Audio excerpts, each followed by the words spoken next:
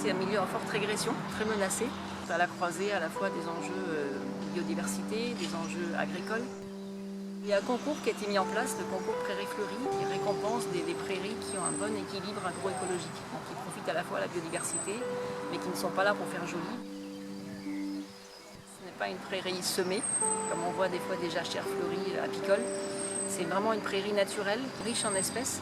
Donc des espèces de prairies comme les salsifis, les marguerites, les campanules, le sainfoin. Donc ça fait partie des espèces un peu intéressantes, une orchidée, donc l'orchis moucheron, avec un très long éperon qui part derrière la fleur, et qui contient le nectar, et c'est du coup des papillons qui vont chercher le nectar.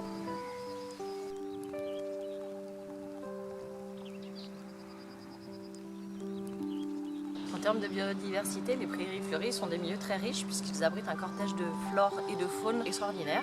La prairie attire de nombreux insectes qui vont eux-mêmes attirer de nombreux vertébrés, comme par exemple les oiseaux ou les mammifères.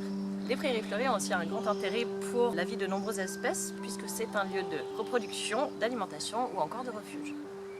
Pour les agriculteurs, les prairies fleuries représentent une réserve foragère de qualité. Ce sont des prairies qui peuvent être exploitées en début, en milieu ou en fin de saison. Et donc ce sont des prairies qui ont une bonne souplesse d'exploitation. La valeur foragère est généralement très bonne, puisque le cortège de plantes diversifiées présente une bonne appétence pour le fourrage et pour le bétail. Par exemple, les plantes aromatiques vont avoir des propriétés intéressantes pour la santé animale ou pour les propriétés du lait dans le fromage. Pour mes animaux, ça a toujours été l'apport d'un bonbon, on peut dire, parce que je sais qu'elles adorent ça, il y a une telle flore, les vaches en raffolent. On a choisi un territoire en lien avec la Chambre d'agriculture et Citadelle. Une fois qu'on a choisi le territoire, on constitue un jury avec des experts divers, donc un expert en agronomie, un expert en botanique, un expert en faune, un expert en apiculture. Et donc avec tous ces experts, on parcourt les parcelles pour noter les prairies selon une grille qui a été définie par l'organisateur. Et une fois qu'on a visité toutes ces parcelles, le jury se réunit, discute du choix du lauréat.